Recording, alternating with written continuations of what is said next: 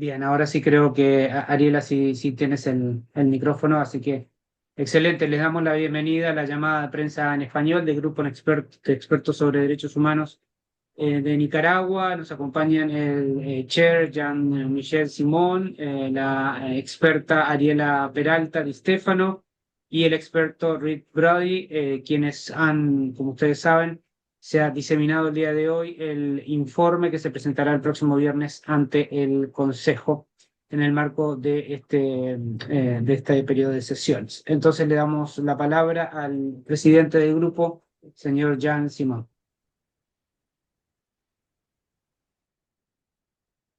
Buenas noches a todas y a todos. Buenas tardes. En la otra parte del Atlántico nos gustaría agradecer a los medios de comunicación su interés en Nicaragua y muy en particular en nuestro trabajo. Esta es la quinta vez que informamos a la prensa sobre los resultados de nuestro trabajo que hemos aplicado en los últimos 3 años. Nosotros sí nos gustaría de decir que estos resultados se basan al día de hoy en un total de más de 1.500 entrevistas y 7.000 documentos. Basándonos en estas investigaciones, podemos concluir hoy que el Estado de Nicaragua y el Partido Sandinista en el poder se han funcionado prácticamente en una máquina unificada de represión. Y esta maquinaria es responsable de las innumerables casos de muertes, detenciones arbitrarias, desapariciones, torturas, etcétera, que hemos documentado en los últimos 3 años. Y esta maquinaria afecta a los derechos humanos también a un nivel nacional y transnacional. En nuestro informe que vamos a presentar el viernes al Consejo, examinaremos más de cerca detalles de esa maquinaria responsable de las violaciones dentro y fuera de Nicaragua. Ustedes ya seguramente han tenido la posibilidad de ver los anexos al informe publicado el día de hoy para tener una idea de cómo se dimensiona. Esta maquinaria represiva en las manos del régimen de Nicaragua opera con dos grandes conjuntos de engranajes. Uno es un amplio aparato de inteligencia.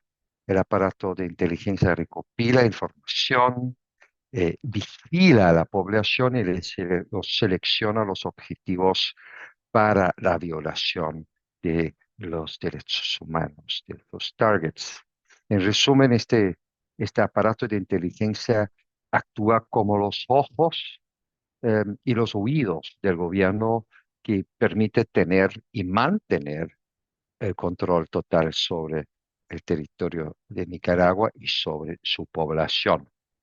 Y el segundo conjunto de engranajes consiste en una red de entidades estatales y paraestatales que luego proceden a violar los derechos de los sujetos seleccionados por el aparato de inteligencia.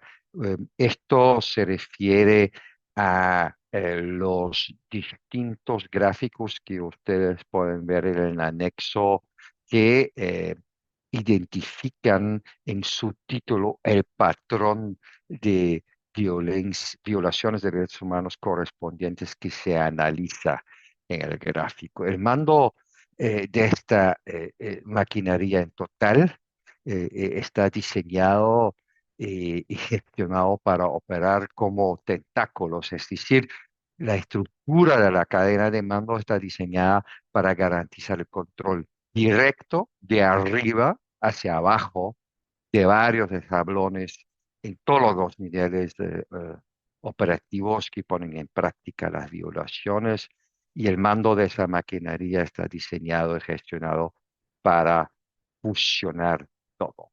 Es decir, la estructura de la cadena de mando está diseñada para garantizar el control directo eh, y pone en evidencia que es un aparato organizado de poder. No creo que haga falta más explicaciones para establecer que estas violaciones de derechos humanos de esta maquinaria en manos del régimen de Nicaragua no solo son generalizadas y sistemáticas, sino son sistémicas. Miles de víctimas, muchas de ellas ahora en la diáspora, exigen a la comunidad internacional que prevenga que esta maquinaria continúe violando los derechos humanos de la población nicaragüense y solo podemos respaldar este clamor y nuevamente llamar la atención sobre nuestras recomendaciones hechas desde el primer informe. Es un llamado a la comunidad internacional que debe actuar urgentemente. Gracias por su atención.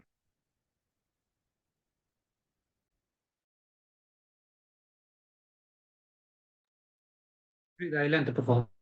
Sí, Reed Brody del GREN. Yo voy a hablar un poco de de la reforma constitucional que entró en vigor hace apenas una semana y que es la última pieza de la campaña calculada de Daniel Ortega y Rosario Murillo para eliminar cualquier contrapeso y convertir la represión en ley. Una copresidencia hecha a medida de Ortega y Murillo, con la posibilidad de nombrar a sus hijos como vicepresidentes, parece más un decreto monárquico que una constitución. Daniel Ortega, el hombre que una vez luchó contra una dictadura familiar, ha construido y formalizado ahora una dictadura familiar aún más grotesco. Han legalizado de facto su poder absoluto. Ahora los poderes en la nueva constitución, los poderes judicia- judiciales, legislativo y el sistema electoral han dejado de ser poderes y son meros órganos subordinados a la presidencia. Ahora los copresidentes tienen autoridad para suspender todos los derechos casi a su antojo, desplegar el ejército como fuerza policial y enviar los llamados eh, policías voluntarias, ya ahora mencionadas en la Constitución, sus agentes encapuchados, que recuerdan tristemente aquellos paramilitares que participaron en la represión de la prensa y consagra la retirada de la ciudadanía para aquellos llamados, declarados traidores a la patria. Esta nueva constitución para nosotros marca el golpe de gracia para las libertades y los derechos humanos y el Estado de Derecho en Nicaragua. Nicaragua, como decimos en el informe, se ha convertido en un lugar de vigilancia y de silencio impuesto para quienes permanecen en el país, mientras que aquellos que se atreven a resistir o simplemente son percibidos como disidentes, enfrentan una vida de apatridia y exilio. Y nuestro informe es un llamado urgente a la acción. La comunidad internacional no puede limitarse más a ser testigo. Debe tomar medidas que en realidad están conectadas con múltiples violaciones a los derechos humanos que son de preocupación del grupo desde el inicio, pero que ha sido un método represivo que se ha utilizado más desde 2023 y 2024. Hasta este informe, y me refiero a las expulsiones, a la imposibilidad de regresar al territorio nicaragüense, a la prohibición de entrar al territorio, lo que limita el derecho a elegir libremente el lugar de residencia y circular en el territorio de un país, y además las personas que fueron desnacionalizadas y cuyos bienes fueron confiscados. Hasta este informe se han documentado 438 expulsiones de nicaragüenses sin el debido proceso legal, que se han llevado a cabo tanto individual como colectivamente. Estas personas a veces, y cuáles son las instituciones estatales involucradas en toda la proceso de expulsión de las personas, la previsión de reingreso y la desnacionalización. La información recogida nos indica que el número de personas sin nacionalidad es de aproximadamente 453. Esto es un número que ha sido acreditado por el grupo directa o indirectamente, ya sea a través de entrevistas con las víctimas, los familiares, los abogados, o fuentes abiertas o expedientes cuando ha habido expedientes judiciales que fue en la primera expulsión. La información recogida nos sugiere que el universo de apátridas podría ser mucho más amplio por privaciones de nacionalidad que no han sido informadas a los afectados. O sea, las personas se enteran porque van a renovar un pasaporte o en el exterior quieren sacar algún documento, y se encuentran con que sus registros civiles, lo que nosotros conocemos como registros, no existen, no tienen antecedentes y quedan en una situación de apatría de facto, digamos, entre comillas. Esta es una denegación y negligencia sistemática que tanto de las oficinas de la Dirección General de Migración y Extranjería en Nicaragua como de los consulados de Nicaragua en el mundo. Las únicas, no reciben ninguna orientación de cómo poder registrar y volver a construir una vida en el lugar donde se encuentran fuera del territorio nicaragüense. Nosotros decimos que esto significa una muerte civil. En otras palabras, esta privación de la nacionalidad hace que las personas no existan en el mundo jurídico y no puedan accionar de ninguna manera ni recurrir a ningún recurso efectivo. Encuentran un montón de obstáculos para poder construir su vida en otros lados. Pero también decimos que estas personas sufren una suerte de muerte económica, porque dentro de las 452 personas privadas arbitrariamente de la nacionalidad se han registrado muchos casos de confiscación de cuentas bancarias, pensiones, bienes muebles, inmuebles, acciones, negocios. Y no solo a estas personas, también a las personas expulsadas en el exilio, y también esto es lo que nosotros llamamos también que tiene un efecto de represión o violaciones por extensión, porque esto implica desde el punto de vista económico que muchas personas que dependían de ellas, por ejemplo, personas adultas o niños, no puedan recibir la asistencia económica de su propia familia. Tiene implicancias en la reunificación familiar, porque las familias quedan separadas y no tienen la documentación para poder reunirse. Por eso nosotros en las recomendaciones agradecemos a los estados que han facilitado ya sea procesos de asilo, de reasentamiento, o que han ofrecido la ciudadanía o han otorgado algún tipo de documento necesario, y apelamos a la comunidad internacional, a los estados que faciliten esta situación para las personas que se encuentran apátridas fuera de Nicaragua. Muchas gracias. Gracias a los tres expertos. Entonces solicitamos por favor que levanten sus manos a través de la herramienta de Zoom. Gracias. En caso de preguntas, si pueden por favor levantar la mano de Zoom para que sea más ordenado. Lucía Pineda, adelante por favor. Buenos días, muchas gracias. Quería que nos ampliaran un poco sobre esta participación, ya que ustedes detallan bastante del ejército en Nicaragua para dar toda esta represión, y cómo se involucraron en la represión y cómo fue toda esa cadena de mando.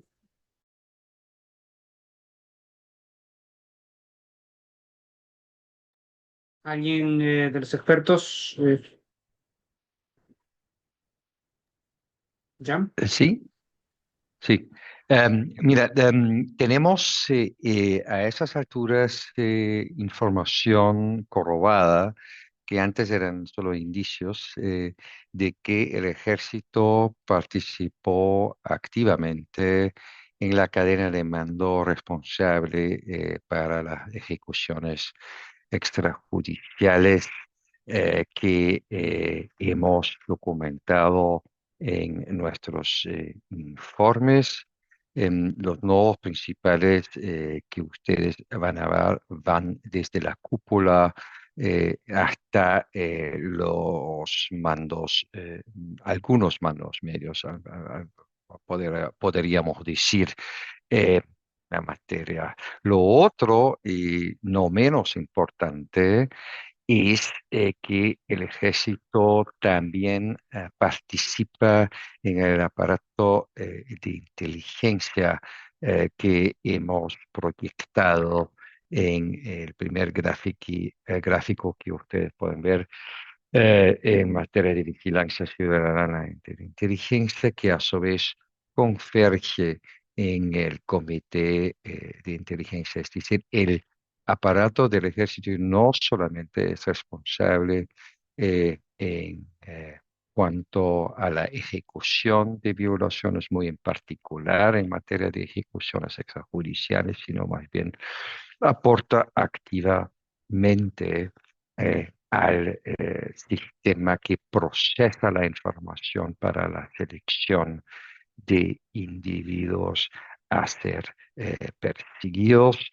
Vamos a profundizar esa información aún más en un, en inglés se dice conference room paper, en un documento de sesión que respaldará la información más aún que la que está resumida el informe corto que es el que vamos a presentar el viernes ante el Consejo. Eso será más tardar el 1 de abril, es decir, en un mes más o menos.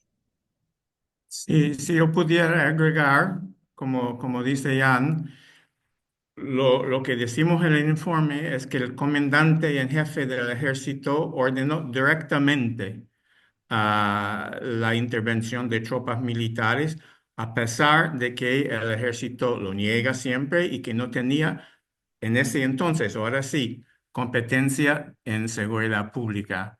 Eh, de- Ponemos que una reunión el 20 de abril de 2018, donde altos mandos militares fueron informados de que enfrentaban a un golpe de Estado y se leyó un orden presidencial que les dio instrucciones para neutralizar las manifestaciones.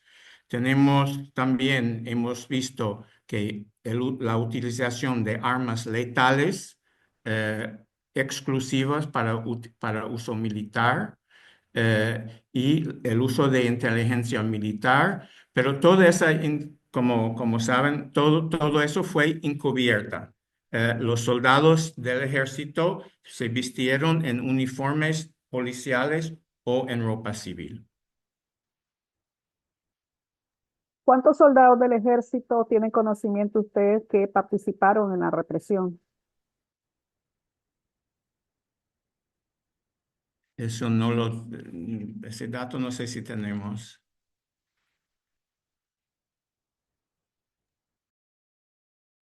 Gracias, Jan.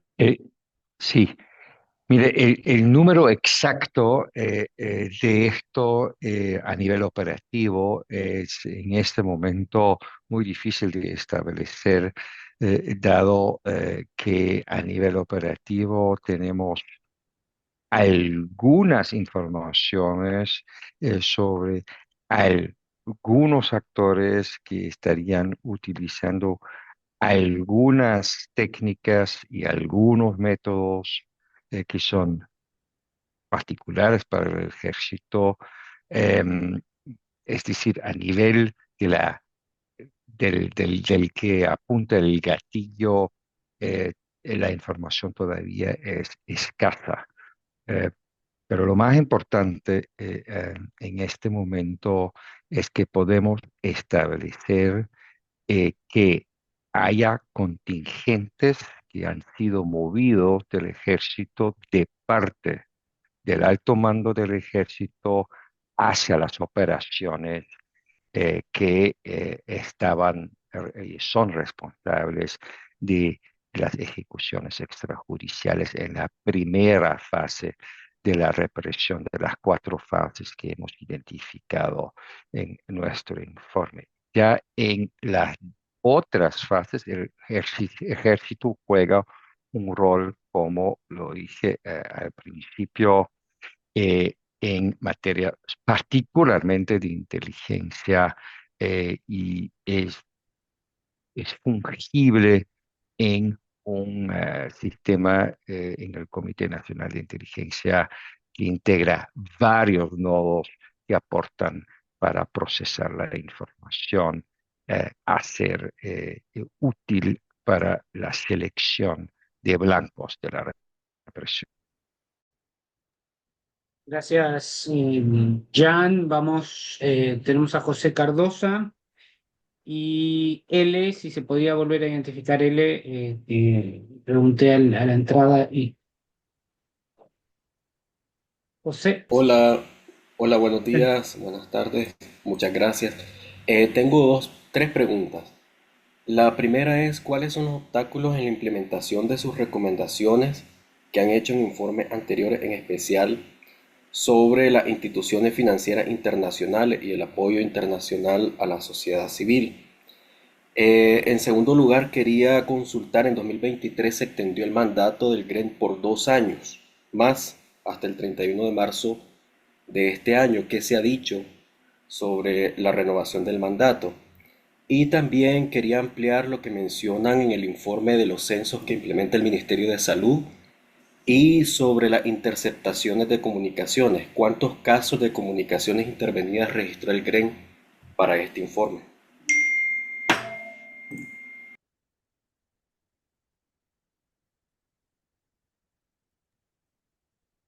Vamos quizás en este orden, primero con los obstáculos. Eh, hemos planteado en cuanto al rol de las instituciones financieras internacionales que tomen en cuenta nuestras conclusiones. Em, en cuanto a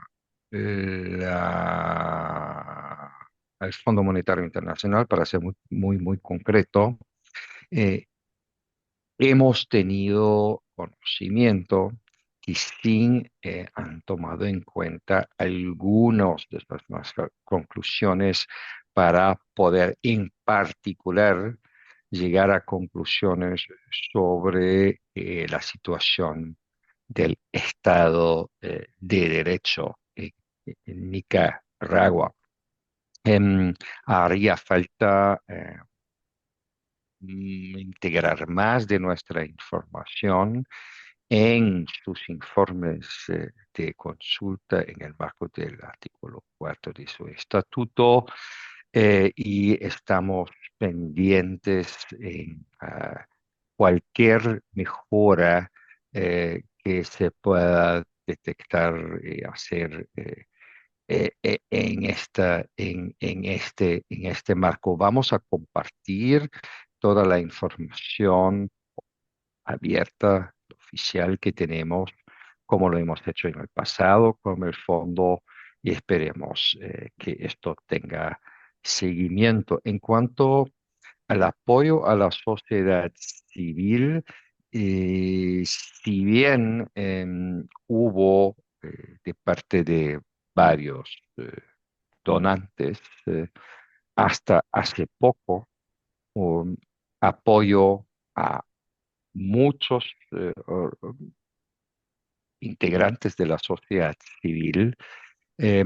Esto ha sido reducido debido a los recortes por parte de la nueva administración de Estados Unidos. Hacemos llamado a la nueva administración de Estados Unidos de revisar las medidas tomadas en cuanto al aporte a la sociedad civil para que haya eh, voces críticas independientes, que todos están fuera del país a estas alturas. No hay posibilidad de crear foro con información fidedigna y crítica sin que haya apoyo tanto a la sociedad civil, a la cual quisiéramos también incluir a la prensa independiente, que tampoco está más presente en el territorio de Nicaragua. Ya en cuanto a la renovación del mandato, es una decisión que se tomará al final de esta 58ª sesión del Consejo de Derechos Humanos.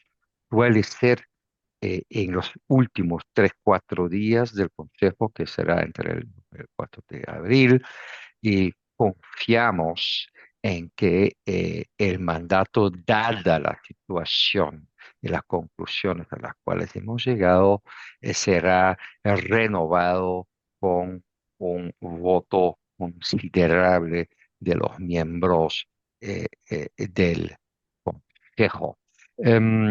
Ya en cuanto al número exacto de las intervenciones telefónicas y interceptaciones, tomen por favor en cuenta que nuestras investigaciones son investigaciones que detectan patrones que son una muestra de un universo de violaciones que podemos observar en este momento. Esto aplica no solamente para el tema de las intercepciones, sino más bien para la gran mayoría, salvo los casos claramente detectados en materia de privación de nacionalidades que son documentados ampliamente.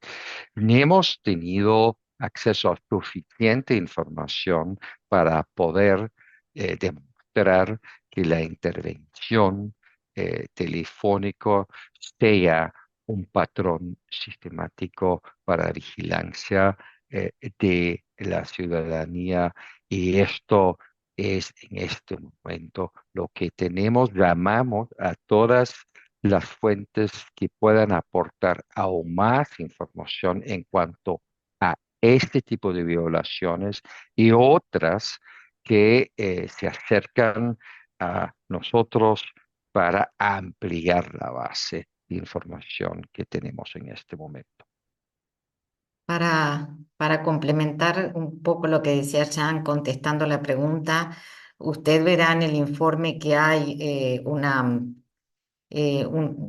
bueno, en la estructura, en la existencia de una estructura de vigilancia e inteligencia que responde a las órdenes del presidente y la vicepresidenta, ahora a partir de la reforma constitucional, copresidentes.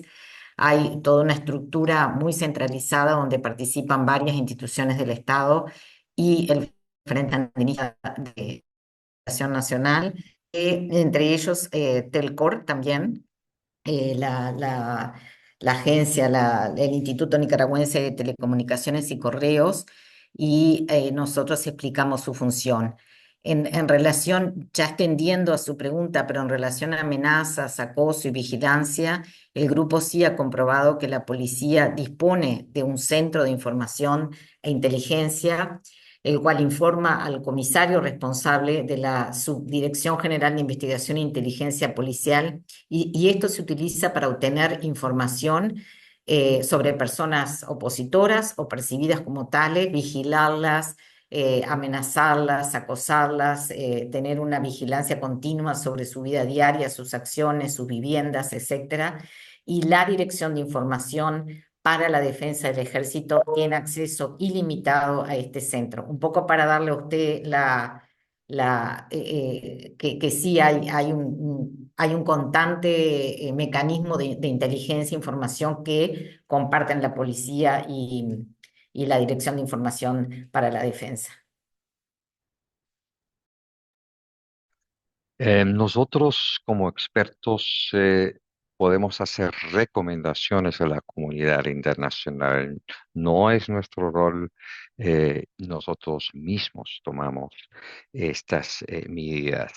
Tenemos el mandato de los miembros de Naciones Unidas en facilitar actividades iniciativas que provengan de sociedad civil y de estados, y nosotros hemos hecho un listado largo de las acciones que deberían tomarse, ya sea en materia de responsabilidad del Estado frente a la Corte Internacional de Justicia, ya sea en cuanto a responsabilidades individuales que puedan tener y no solo una reacción de sistemas penales, ya sea por medio de la jurisdicción activa de países que tengan víctimas de su nacionalidad, o sea, bajo el principio de jurisdicción universal. La jurisdicción penal argentina ha tomado una iniciativa que ha culminado en una orden de captura internacional, y esperemos que otros estados que tengan suficiente material a su mano, interés, capacidad, tomen estas medidas. Pero seguramente el colega Reed Brody podrá ampliar sobre el tema de la Corte Internacional de Justicia en cuanto al tema. Gracias, Jan.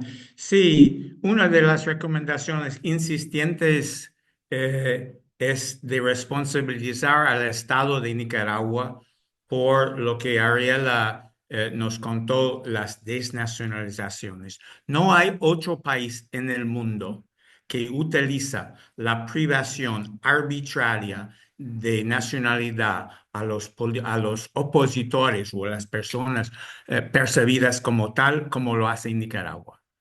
O sea, el vicepresidente Sergio Ramírez, desnacionalizado. Los candidatos a la presidencia, desnacionalizado. Antiguos guerrilleros sandinistas, desnacionalizados. La Constitución ahora establece la privación de la nacionalidad por aquellos que están denominados traidores a la patria. Eso es en clara violación de la Convención sobre la reducción de los casos de apatridia. Y una de las recomendaciones, y vamos abogando en eso, es encontrar un estado, un grupo de estados para llevar Nicaragua ante de la Corte Internacional de Justicia. También la Corte podría examinar un caso bajo la Convención contra la Tortura, que hemos documentado a través de los años, una práctica sistemática de tortura en los cárceles nicaragüenses. Pero eso depende de la comunidad internacional. Muchas gracias. Damos la palabra ya para finalizar. La última pregunta, Luis Eduardo Martínez. Adelante, gracias. Hola, buenos días. Quería saber si más allá de la dirigencia nacional han podido ampliar para identificar o individualizar las responsabilidades de las estructuras locales por departamentos o municipios de Nicaragua.